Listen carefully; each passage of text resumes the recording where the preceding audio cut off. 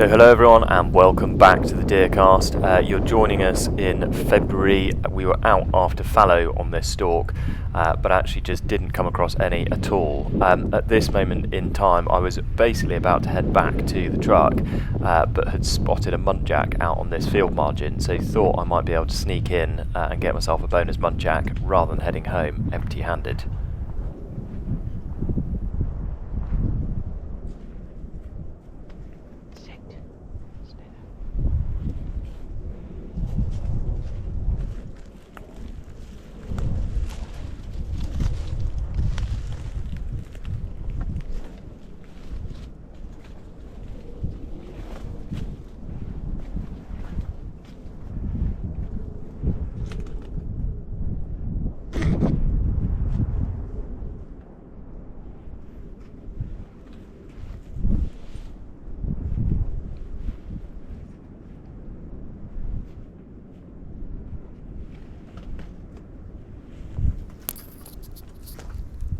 So Muntjac is off to our right hand side.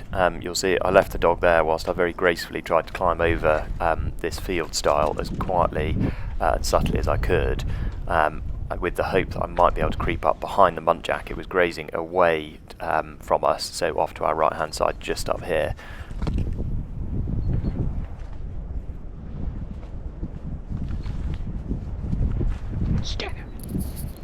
You'll just see the dark smudge of the muntjac on that margin ahead of us, and in typical fashion, as soon as we got up on the sticks, it was totally unaware but crept back into this rather thick hedge off to our right hand side.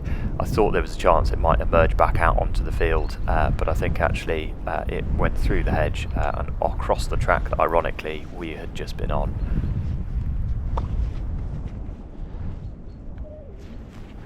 So having been bested by this muntjac, I thought it was time to head home, but thought we would check one last favourite hotspot for the muntjac on our way back. Sit. Sit.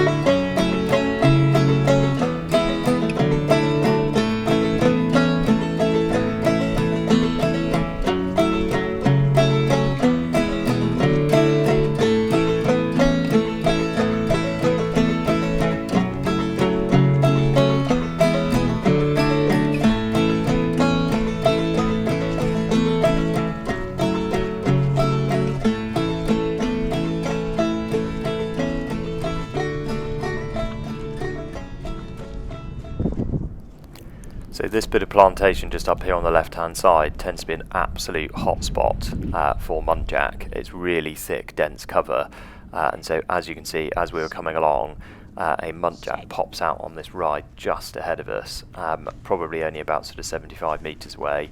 It was a young doe, so we got up on the sticks to make it count.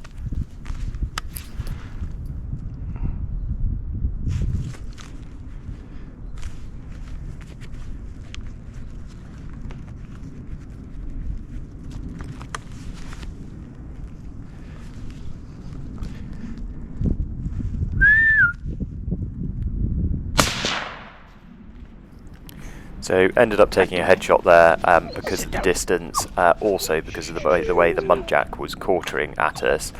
You'll have heard I had to whistle to get her to put her head up and look straight at us, but perfect shot, and down she went.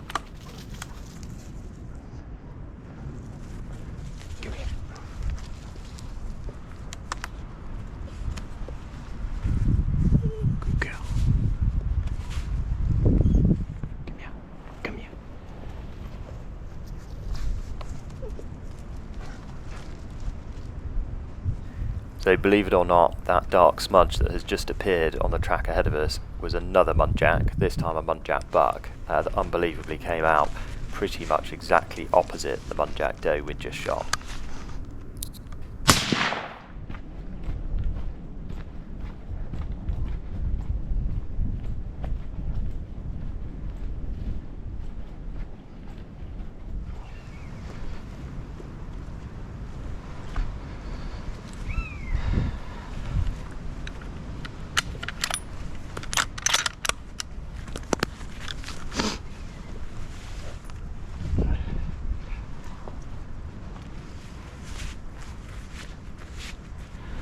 So, as ever with deer stalking, things happen relatively quickly.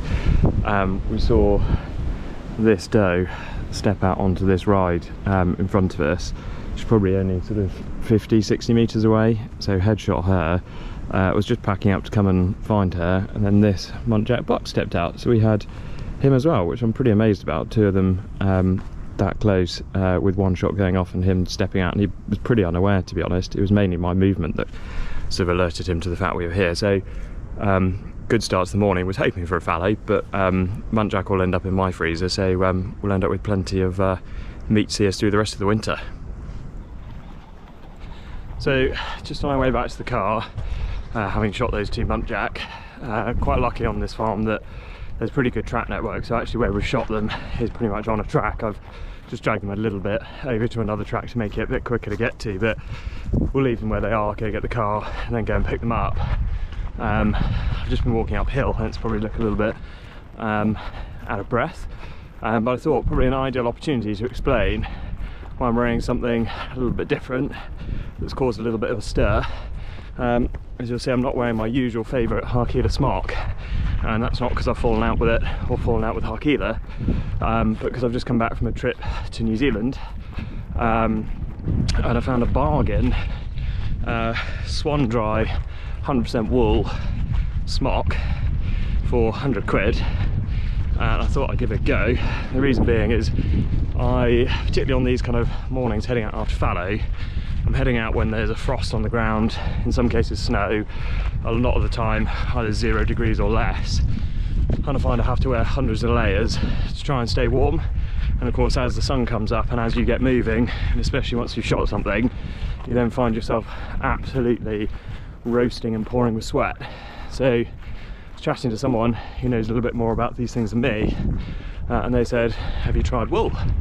Much more breathable than kind of traditional fibres and material. So when this was only 100 quid, I thought I'd give it a go. I'll admit it's not the most fashionable item of clothing. It's been referred to as a Shrek shirt, Robin Hood, and Fry Tuck. So I'll insert a little image of what they look like. It's a swan dry bush shirt. It's basically pretty crude, 2 pieces of wool stitched together to make almost like a bin bag with a hood. I've got to admit, it seems pretty sturdy. I mean, there's not a lot to go wrong with it, to be fair.